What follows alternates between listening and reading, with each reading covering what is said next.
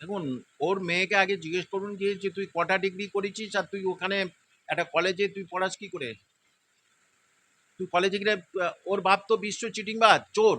তাহলে তার মেয়ে তো চোরের রানী হবে, ডাকাতের রানী। মমতা ব্যানার্জির আর কিছু কাজ করলেও মমতা ব্যানার্জির সমান হয়ে যাবে ওই শওকত মোল্লার মেয়ে। তো এনআইএ হয়েছে, এইসব জাহাঙ্গীর খান এদেরকে কি জানেন তো? ওসব এনআইএ ফেনআইএ ছেড়ে দিয়ে ওদেরকে এনকাউন্টার করা উচিত। কল্যাণের কথা কেউ লোকে বিশ্বাস করে নাকি? ও মানে মস্ত বড় ফেরেববাজ লোক। কটা মামলায় যেতে আমি জানি না। আমি তো শিক্ষার মামলায় দেখেছি কোনো কথা বলে না, কোনো কথা বলতে পারে না, ভাব ভাব ভাব ভাব ভাব ভাব করে কি বলে। ও শুধু পার্টিটা ওর মাথায় হাত ছিল বলে ও শুধু ওরম অ্যাডভোকেট হয়েছে। ও আবার কে ওকে কে মোছে কে না পোছে কে? ভাইপো কলকাতায় ফেরে না, আর পিসিও কলকাতায় ফেরে না। ভাইপো জানে যে আমি এয়ারপোর্টে পা দিলেই আমাকে গ্যারেজ হবে, ও জানেই কিন্তু। নিউজ 16 ভারত, রাজনীতির অন্তরালে সত্যের সন্ধানে। মমতা বন্দ্যোপাধ্যায়ের বাড়িতে সিআইডি সই জাল মামলায় সিআইডি হাজির হলো মমতা বন্দ্যোপাধ্যায়ের বাড়ি। এর আগে আমরা দেখলাম ভাইপো সই জাল মামলায় জড়িত, আবার এখন পিসিও। দেখুন, জালি ফ্যামিলির কাছ থেকে তো আপনি জালি কাজই পাবেন। ওর ভাই যে বাবুন, সে কদিন যাবৎ শুধু মুখ খুলছে। তাহলে পিসি যেমন ভাই, পিসি যে জালি সেটা আমরা পশ্চিমবঙ্গের মানুষ অনেক আগে বুঝে গেছে। ভাইপো যে চরম জালি সেটা ভারতবর্ষের মানুষও বুঝে গেছে। যে সুতরাং জালি লোকদের বাড়ি ভালো লোক যেতে পারে না। আগে যারা যেত তারা ধান্দার জন্য ওখানে যেত, নিজের সিআইডি ছিল, নিজে যাওয়ার কোনো প্রশ্ন নেই। কিন্তু মাননীয় নতুন সরকার শুভেন্দুবাবু আসার পরে যে যে যেরকম কাজ করেছে সেরকম তার কাছে সিআইডি পাঠাচ্ছে, ইডি সেন্ট্রাল গভর্নমেন্ট পাঠাচ্ছে, এটা খুব স্বাভাবিক ব্যাপার। এজেন্সি কিন্তু সুতরাং এ কাজ করেছে, এর কাছে যাবে। তাহলে তাকে অনেকে বাধা দেওয়ার কি আছে? যেতে পারে, হ্যাঁ, তারা পুলিশ প্রশাসনের লোক যেতে পারে, তাদের হেল্প করাটা উচিত। এবং ওই ভয়ে ভাইপো কলকাতায় ফেরে না, আর পিসিও কলকাতায় ফেরে না। ভাইপো জানে যে আমি এয়ারপোর্টে পা দিলেই আমাকে গ্যারেজ হবে, ও জানেই কিন্তু। যে কারণ ও জানে আমি গিয়ে কি বলবো। আর মমতা ব্যানার্জি জানে আমার কাছে ওই যে জালি বলছেন জালি কাজ, ও তো জানে যে আমি জালি কাজ করেছি, খুব স্বাভাবিক।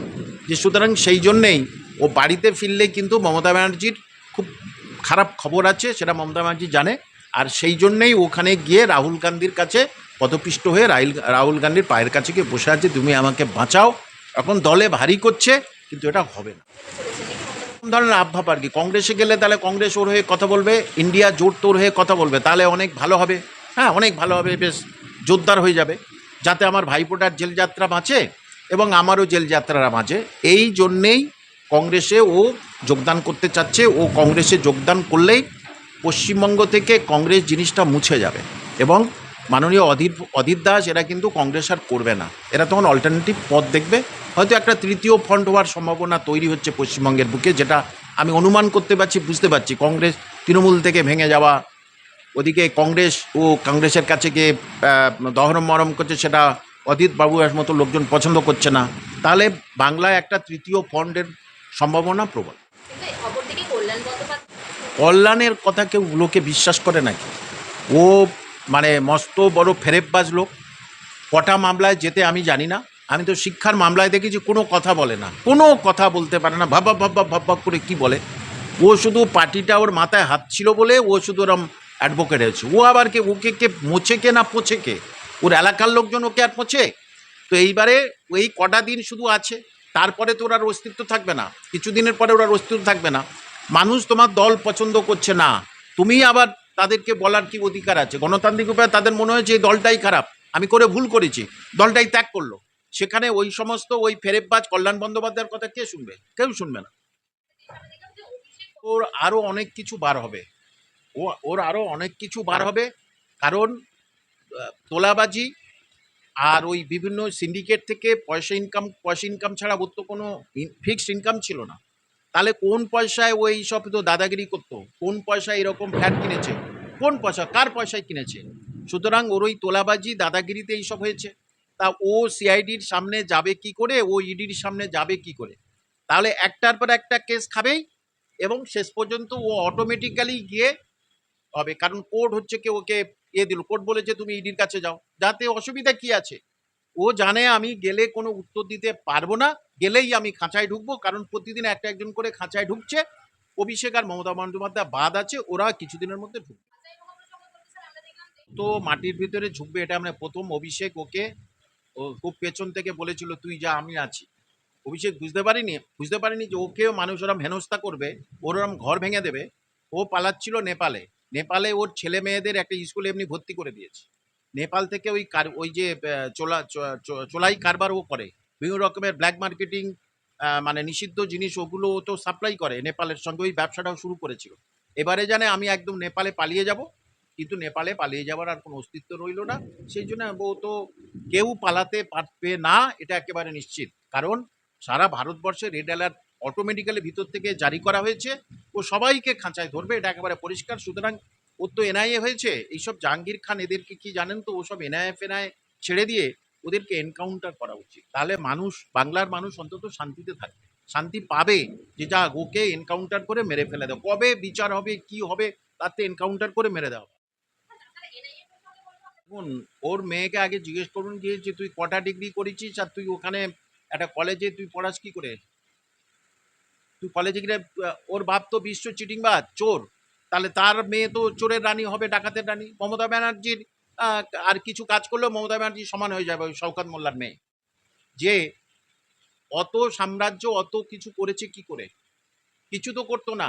ও তো ছোটবেলায় ওই মিন ধরে ওইগুলো ইয়ে করতো, এবং লোকের থেকে পুকুর ওইসব থেকে, ফিশারি থেকে মাছ চুরি করতো। সেই কারণেই মাছ চোর। এলাকার লোকজন জানে তো মাছ চোর, সেই সবাই জানে, এবং সেই মাছ চোরের মধ্যে ও পড়েছে। এবং এখন তো ও যদি বলে আমি পালিয়ে যাইনি, আমি ধরা দিয়েছি, তাহলে সেই দিনই কেন ধরা দিসনি? যেদিন ওখান থেকে বাড়ি থেকে চলে গেল, লোকাল থানায় তো সারেন্ডার করলে তো হয়ে যেত। তা লোকাল থানায় সারেন্ডার করলো কই? সারেন্ডার করেন। ওর যে অবৈধ সম্পত্তি করেছে, ওর সময় পুরসভায় যে দুর্নীতিগুলো হয়েছে, হ্যাঁ, সারা পশ্চিমবঙ্গের পুরসভায় যে দুর্নীতিগুলো হয়েছে, সব সঙ্গে ও কিছুটা জড়িত আছে। আর ওর সময়ে যে বেআইনি বিল্ডিংগুলো হয়েছে, সেগুলোর জবাব দিয়েও দেবে কি করে? এই ভয়ে ও রিজাইন দিয়ে বিজেপি মুখী হয়েছে, আর অন্য কোনো। দেখুন, হয়তো শুভেন্দুবাবু তাদের সৌজন্যর জন্য আমন্ত্রণ করেছিল, আমন্ত্রণ তাই তারা গেছিল। কিন্তু তারা জানে এইভাবে আস্তে আস্তে পাটা বাড়াবো। কারণ অধিকার বাবুর হচ্ছে কি, মানে বিরুদ্ধাচরণ করলে, অধিকার বা এই সরকারের বিরুদ্ধাচরণ করলে ওদের অনেক কিছু খারাপ খবর আছে, জীবনে খারাপ কিছু হবে। কারণ ওই এলাকায় মানুষদের কম হয়রানি করেনি ওরা, সেটা ওই এলাকার মানুষজন জানে। আর তার ফলেই ওরা শুভেন্দু অধিকারী বাবুর গা ঘাসা দিচ্ছে। যদি আমাদের শুভেন্দু বাবু একটু এইসব জায়গা থেকে, এইসব কোনো মানে তদন্ত থেকে যদি আমাদের একটু মুক্তি দেয়, কিন্তু সেটা উনি করবেন না। ওদেরও ডাক হবে, দেবেরও তো ডাক হবেই। সিআইডি হোক, ইডি হোক, ডাক করবে। কোনো দোষ নেই, সে জানতো না যে দলটা এরকম। আমি তো 10-12 দিনের মধ্যে গিয়ে বুঝে গেছি দলটা কেমন। যেখানে গোয়েল মল্লিক জানতো না যে দলটা কীরকম, তাই সে রিজাইন দিয়েছে। এবং আস্তে আস্তে মিমি চক্রবর্তী সেও রিজাইন দেবে। যে কোথায় যেন কে বলছিল, মিমি চক্রবর্তী নাই বলছিল যে অভিষেক নাকি তার 2-3 বার ডেকেছে। কেন ডেকেছে? যে সায়নী যেত, তুই যা। আমি তো নিজে দেখেছি সায়নীকে যেতে দেখেছি। আমি নিজে, অভিষেক ব্যানার্জি ওখানে বসে সায়নী ঢুকছে, আমি নিজের চোখে দেখেছি। কেউ বললে তো হবে না, নিজের চোখে দেখেছি। তাহলে মিমি চক্রবর্তী ডেকেছি, তুই যাসনি কেন? কি গেছিল ভগবান জানে, এখন বলছে আমি যাই। হ্যাঁ, তখন বলতে পারতো আমাকে ডেকেছে, আমি যাব না। এখন কেন বলছে যে তুমি কত নোংরামি করেছো, সেটা এখন ওইটা বলে তুমি বিজেপিতে ঢোকার চেষ্টা করছো? বিজেপি এত সহজ নয়। ও মিমি চক্রবর্তীর মধ্যে ওদের কোনো পাত্তাই দেবে না বিজেপি। দেখছেন নিউজ 16 ভারত, রাজনীতির অন্তরালে সত্যের সন্ধানে।